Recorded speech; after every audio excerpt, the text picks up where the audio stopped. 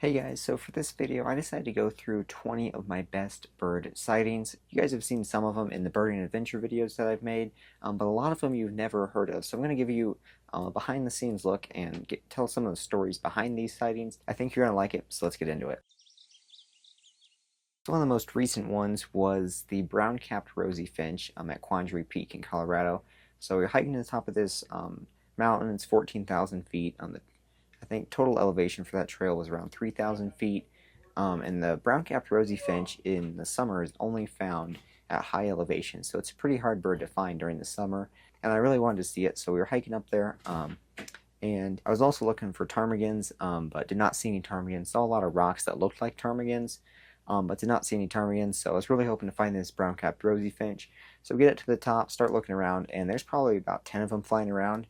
So it was super neat to find that one. So now the last rosy finch that I need to see is the black rosy finch, because I've seen the gray crowned rosy finch several times. So next one is the black-capped vireo. Earlier in April this year. It's in central Texas, and the black-capped vireo has a very small range. So we were driving by on our way to somewhere else. I don't exactly remember where. But I found this rest stop I found this overlook that was supposed to have black-capped vireo. So we parked there, get out, and start walking around. And probably for about half an hour, don't find any black-capped vireos. And then so we're heading back to the van, and it's looking like we're just gonna dip on this one. And then I hear one in the brush, and sure enough, get a pretty good look at it. Didn't get a picture of it, unfortunately, because it was just super thick brush, and they were moving around really quick. But ended up seeing, I think, about 2 or 3 black-capped vireos. So it was super neat, and a bird that's been on my target list for a very long time. So the next one is in Louisiana, king rail. Super neat rail. I think it's one of the largest rails in North America, if not the largest. Pretty secretive bird and not a huge range. And even within that range, they're not very common. So I was really wanting to see one. Also, this place was red cockaded woodpeckers. So pretty early on, we got the red cockaded woodpecker, which is great. So now we're headed to the marsh and trying to find a king rail. So I'm looking. It's pretty late in the day. It's getting later in the day. So starting to get hot out. Birds are starting to stop calling.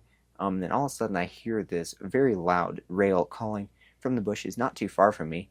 And I scan around with my binoculars, can't find anything, and then pretty soon I see this king rail moving around and eventually comes out into the open, or at least fairly open for a rail, and I'm able to get some really good pictures. So that was a super cool sighting, and doesn't happen very often where you're able to see a king rail in full view like that. So the next one is the yellow-billed loon in Colorado. It was a rare bird visiting this reservoir, and I think I had looked for it 2 other times and missed it.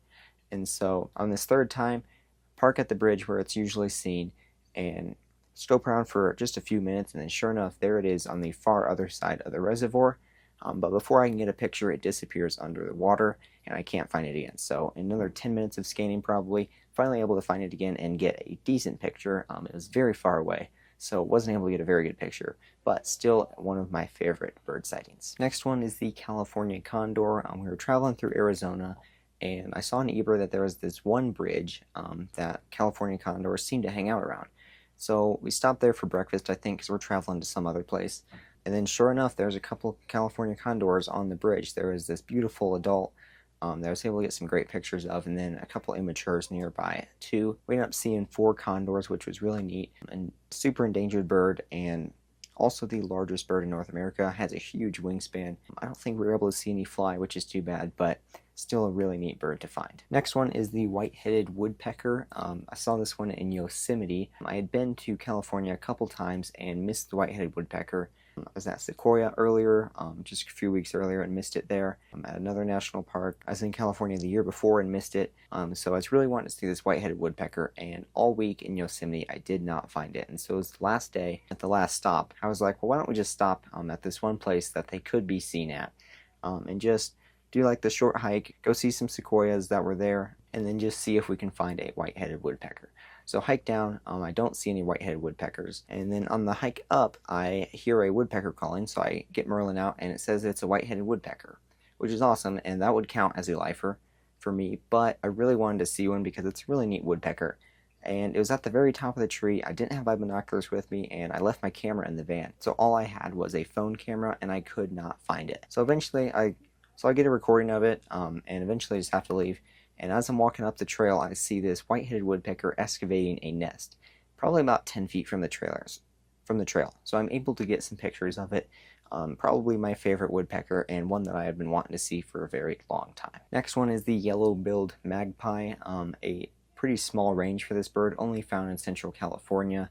So I've been really wanting to see one. And as we were driving through Central California, I actually ended up seeing several of them because they are pretty common. Didn't get any pictures of them because we were driving, but still a really neat bird to see. And looks an awful lot like a black-billed magpie, just has a bright yellow bill. So again, a really cool bird to find. Next one, at Sequoia National Park in California, I found a mountain quail. And mountain quails are typically really easy to hear. Their voice carries for a very long time. It is a really neat call. I had heard several. Then by this tree, I saw a mountain quail just kind of appear out of nowhere. It was there. There wasn't anything there 1 second, and then later there was just a mountain quail sitting there. So I was able to get some great pictures of it, which is not very common. They're very secretive birds, and not one that you get to see out in the open very often. Next one, in southern Arizona, at Madera Canyon, I found a whiskered screech owl. Earlier in the night, I had heard some Mexican whippoorwills, which was really neat.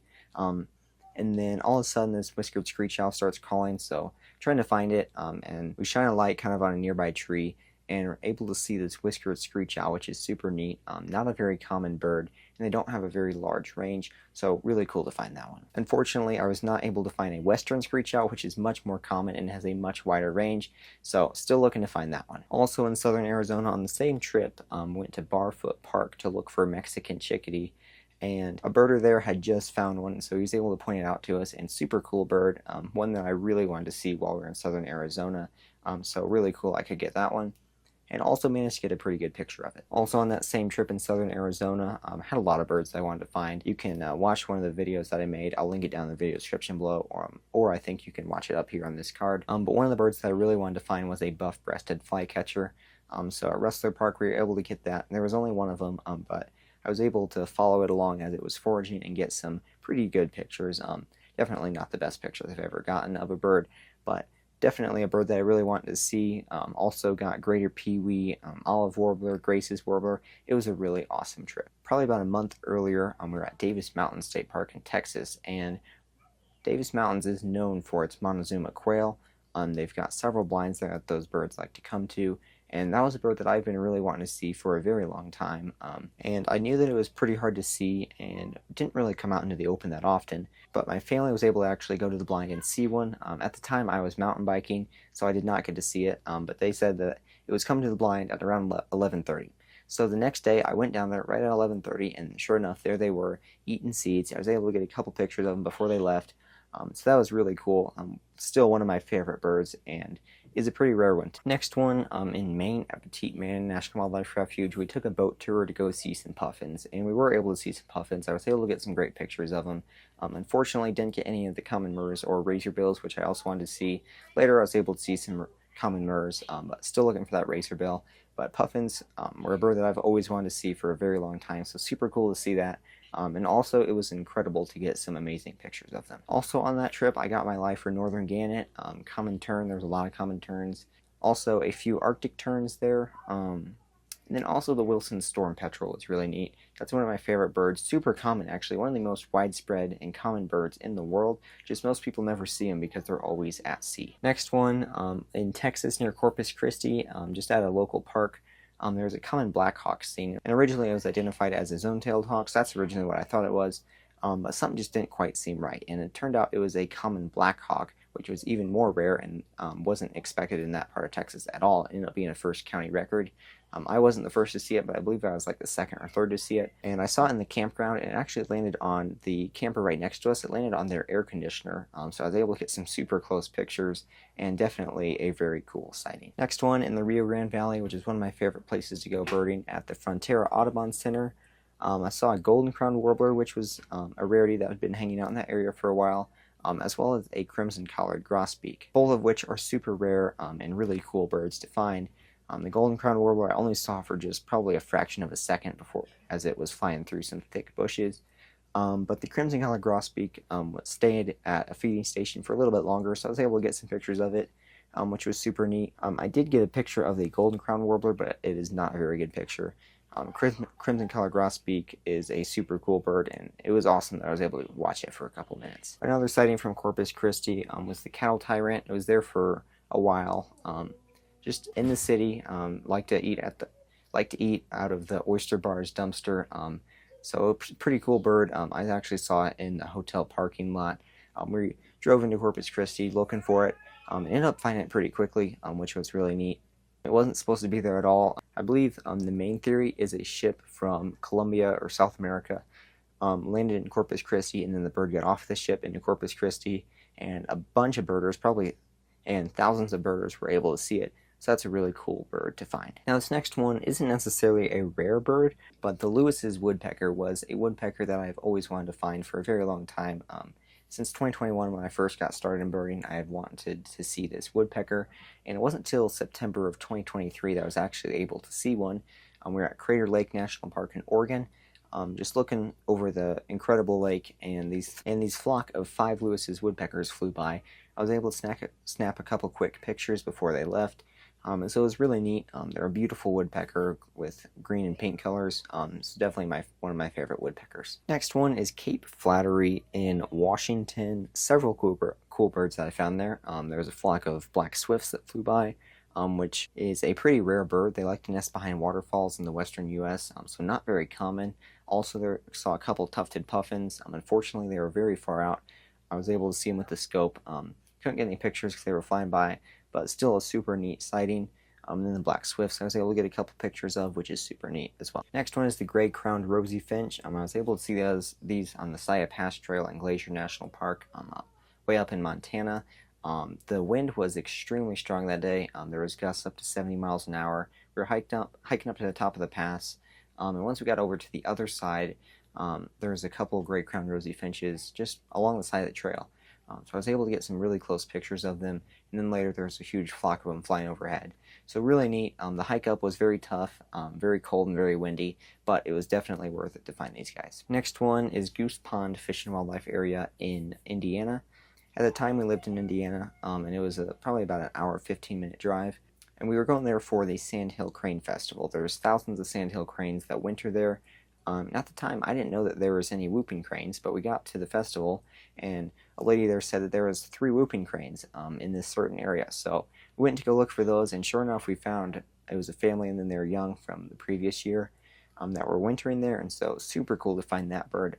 When we started the trip, I had no idea that we would be tracking down one of the rarest birds in North America, but it turned out being super fun. Next one in Glacier National Park is the Avalanche Lake Trail. Super neat trail to this incredible lake, but along the way I got quite a few lifers. Actually, it was really my first hike in Glacier National Park in that whole part of the country, so I ended up getting 5 lifers. There's varied thrush, which was super neat, Pacific wren, American three-toed woodpecker, Vox's swift. It was a really neat hike, and the birds along the way definitely made it worth it. Next one is the Baird's sparrow in North Dakota.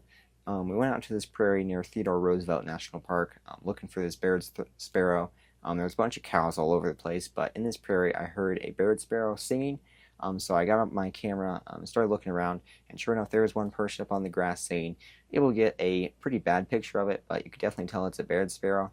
One of my favorite sparrows, and super cool to track down this rare sparrow. Speaking of sparrows, the next one is the seaside sparrow. I got this one near Galveston on High Island, which is a super neat place during spring migration. I got a couple lifers there, but the seaside sparrow was super cool to track down. Just went to the edge of this road in this whole marshy area, and there was just a bunch of seaside sparrows flying around, popping up out of the grass. I saw at least 4. If I would have stayed there longer, probably could have counted 10 of them. There was a bunch of them there, and it was super cool to see just how many of them were flying around. Next one in Texas. This was the first time that I saw the red-cockaded woodpecker. 2 years later, I was able to get it in Louisiana with the king rail. But this was the first time that I saw it, so I went to this state forest north of Houston looking for this red-cockaded woodpecker because I had never seen one before. And it's a really rare woodpecker. I think they are endangered. If they're not, they're pretty close. But they are starting to make a comeback, and in the state forest, they manage it specifically for the woodpeckers. So I was looking for them. Spent probably a couple hours there and didn't see one. And then all of a sudden, I started hearing one calling, so I went over towards this tree that I was hearing it. And then I got a glimpse of this red-cockaded woodpecker crawl up the side, and then it flew away. So very short encounter, didn't get a picture of it, but still super neat to track down this rare bird. And then the next one in the Rio Grande Valley, which is a super fun place to bird. If you've never been there, you definitely should. But at Benson Rio Grande Valley State Park, I got the hook-billed kite, which is a super rare bird. That year they were a lot more common than others. So we were riding bikes on this little loop that they have through the park, and I see one fly across the road. So I slam on my brakes, and then it disappears in the trees, and can't see one, and can't ever find it again. But later we end up seeing a juvenile in a tree. Still flew away before I could get a picture of it, unfortunately. But seeing two hook-billed kites in one day is pretty rare and was super cool to see. Now, if you like this type of video and you want me to make a part 2, definitely got a lot more sightings that I'd like to share with you. Go and put that down in the comment section below if you want me to do that. I would love to do that. Also, hit the like button if you enjoyed this video. Subscribe to Better Birders if you're not already, and I'll see you in the next video.